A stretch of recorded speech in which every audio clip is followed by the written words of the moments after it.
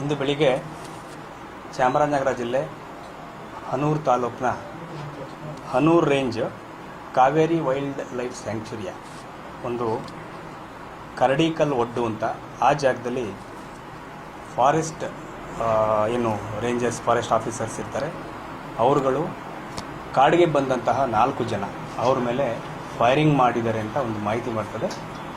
Firing ಮಾಡಿ ಅದರಲ್ಲಿ 3 ಜನ ಮರಣ ಹೊಂದಿರ್ತಾರೆ, ಡೆತ್ ಆಗಿರುತ್ತೆ. ಸೊ ಒಬ್ಬರು ಇಂಜುರಿಯಾಗಿ ಅಲ್ಲಿಂದ ಹೋಗಿರ್ತಾರೆ. ನಂತರ ಆ 3 ಜನ ಡೆತ್ ಆಗಿರೋರನ್ನು ಸಹ ತಕ್ಷಣ ಅವರು ಇನ್ನು ಜೀವ ಇದ್ದರೆ ಉಳಿಸ್ಬೋದು ಅಂತ ಹೇಳ್ಕೊಂಡು ಫಾರೆಸ್ಟ್ನವರು ಕೊಳ್ಳೇಗಾಲ ಆಸ್ಪತ್ರೆಗೆ ಕರ್ಕೊಂಡು ಬಂದಿರ್ತಾರೆ ಅರ್ಲಿ ಮಾರ್ನಿಂಗು. ಅವ್ರು ಹೇಳೋ ಪ್ರಕಾರ ಅಪ್ರಾಕ್ಸಿಮೇಟ್ಲಿ ಅರೌಂಡ್ ಬೆಳಿಗ್ಗೆ 5 ಗಂಟೆ ಸುಮಾರಿಗೆ ಈ ಘಟನೆ ಆಗಿರ್ಬೋದು. ಸೊ ಅದರಲ್ಲಿ ಏನು ಮರಣ ಹೊಂದಿದ್ದಾರೆ ಡೆತ್ ಆಗಿರುವಂಥವ್ರು 3 ಜನ, ಆಂಟೋನಿ ಸ್ವಾಮಿ ಅಂತ 50 ವರ್ಷ, ಮತ್ತು ಜಾನ್ ರೋಸ್ ಪೀಟರ್ ಅಂತ 42 ವರ್ಷ, ಮತ್ತು ಕುಮಾರ್ ಸವರಿಯಪ್ಪನ್ ಅಂತ ಅವರು 35 ವರ್ಷದವರು, ಮತ್ತು ಇಂಜೂರ್ಡ್ ಹೆಸರು ಮಹಿಮಾ ದಾಸ್ ಅಂತ ಸುಮಾರು 44 ವರ್ಷ. ಅವರು ಅಲ್ಲೇ ಹತ್ತಿರದ ತೊಮಾಯರ್ಪಾಳ್ಯ ಮತ್ತು ಮರಿಯಮಂಗಲ ಅಂತ ಊರಿನವರು. ಅದರ ನಂತರ ಇದನ್ನು ಹೆಚ್ಚಿನ ಅದಕ್ಕೆ ಏನು ಮರಣೋತ್ತರ ಪರೀಕ್ಷೆಗೆ ಅಂತ ಹೇಳ್ಬಿಟ್ಟು ನಾವು ಆ ಮೃತದೇಹಗಳೇನಿದ್ದು 3 ಇದನ್ನು ನಾವು ಮೈಸೂರಿನ ಕೇರ್ ಆಸ್ಪತ್ರೆಗೆ ಶಿಫ್ಟ್ ಮಾಡಿಸಲಾಗಿರ್ತದೆ.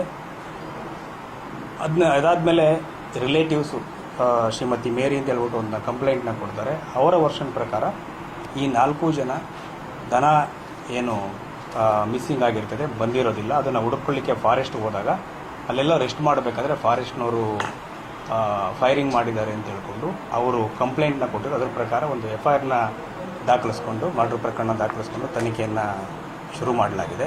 ಆದರೆ ಫಾರೆಸ್ಟ್ ಅಧಿಕಾರಿಗಳ ವರ್ಷನ್ ಪ್ರಕಾರ ಅಲ್ಲಿ ಅದನ್ನು ಹೋಗಿ ಇನ್ನೂ ಡೀಟೇಲಾಗಿ ನೋಡಬೇಕಾಗಿದೆ. ಅವರ ವರ್ಷನ್ ಪ್ರಕಾರ ಇವರು ಕೋಚಿಂಗ್ ಮಾಡೋಕ್ಕೆ ಬಂದಿದ್ದರು. ಸೊ ಅಲ್ಲಿ ಮಾಂಸ ಸಹ ಇತ್ತು. ಅವ್ರನ್ನ ತಡೆದು ಅದನ್ನ ಮಾತಾಡಿಸ್ಲಿಕ್ಕೆ ಸಂದರ್ಭದಲ್ಲಿ ಅವ್ರನ್ನ ಮೇಲೆ ಫೈರಿಂಗ್ ಮಾಡಲಿಕ್ಕೆ ಪ್ರಯತ್ನ ಮಾಡಿದ್ರು. ಆ ಸಂದರ್ಭದಲ್ಲಿ ನಾವು ಫೈರಿಂಗ್ ಮಾಡಿದ್ದೀವಿ ಅಂತ ಫಾರೆಸ್ಟ್ ಅಧಿಕಾರಿಗಳು ಅವರ ವರ್ಷನ್ನ ಹೇಳಿದ್ದಾರೆ.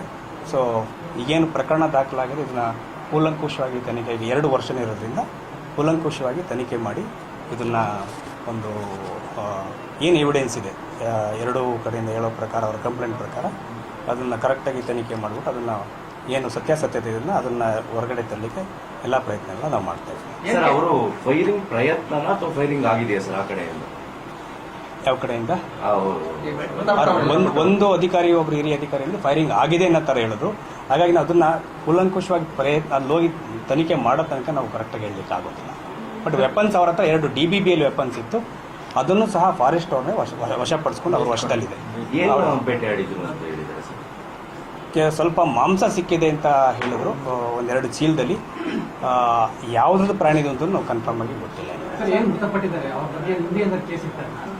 ಅದನ್ನು ಇನ್ನು ಸ್ವಲ್ಪ ಚೆಕ್ ಮಾಡಿ ಹೇಳ್ತೀವಿ, ಪ್ರಕರಣ ಇದ್ದರೆ ಚೆಕ್ ಮಾಡಿ.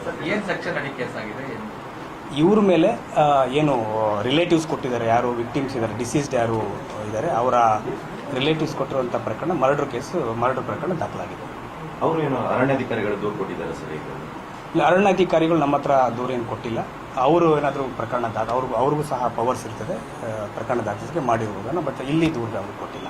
ಯಾರೆಲ್ಲ ಹೋಗಿದ್ರು ಅರಣ್ಯಕ್ಕೆ? ಅರಣ್ಯಾಧಿಕಾರಿ ಇಲ್ಲ, ಅದ್ರ ಬಗ್ಗೆ ನಾವು ಡೀಟೇಲ್ಸ್ ತಗೋಬೇಕಾಗಿದೆ. ಇನ್ನೂ ಹ್ಯಾಂಡ್ ಓವರ್ ಮಾಡಿಲ್ಲ. ಅವರು ಫ್ಯಾಮಿಲಿಯವರು ಅವ್ರಿಗೆ ಬೇಕಿರೋದು ಡಿಸ್ಕಸ್ ಮಾಡಿಕೊಂಡು ಕಂಪ್ಲೇಂಟ್ ಕೊಡಲಿಕ್ಕೆ ಸ್ವಲ್ಪ ನಿಧಾನ ಆಗಿದ್ದರಿಂದ, ಬೆಳಿಗ್ಗೆಯಿಂದನೂ ಕಂಪ್ಲೇಂಟ್ ಕೊಡಲಿಕ್ಕೆ ಹೇಳಿದ್ವಿ. ಬಟ್ ನಿಧಾನ ಆಗಿದ್ದರಿಂದ ಸ್ವಲ್ಪ ಹೊತ್ತಿಂದ FIR ಆಗಿದೆ. ಹಾಗಾಗಿ ತನಿಖೆ ಶುರು ಮಾಡೋದು ಸ್ಪಾಟ್ ಮಾರ್ಜರ್ ಇರುತ್ತೆ. ಅದಾದಮೇಲೆ ಫಾರೆಸ್ಟ್ ಅಧಿಕಾರಿಗಳು ಏನೇನು ಸೀಸ್ ಮಾಡಿದ್ದಾರೆ, ವೆಪನ್ ಸೀಸ್ ಮಾಡಿದ್ದಾರೆ ಅಂತ ಹೇಳ್ತಾ ಇದ್ದಾರೆ. ಅದನ್ನೆಲ್ಲನೂ ಸಹ ನಾವು ವೆರಿಫೈ ಮಾಡಬೇಕು. ಸರ್, ಎಷ್ಟು ಜನ ಫಾರೆಸ್ಟ್ ಆಫೀಸರ್ಸ್ ಹೋಗಿದ್ದು ಅದನ್ನು ಮಾಹಿತಿ ಇದೆಯಾ? 5-6 people forest officers. 4 to 5 members ಅಂತ ಹೇಳಿದ್ದಾರೆ. ಇಲ್ಲ, ಅಧಿಕಾರಿಗಳು ಅರಣ್ಯ ಇಲಾಖೆ ಅಧಿಕಾರಿಗಳು ಅಂತ ಕೊಟ್ಟಿದ್ದಾರೆ.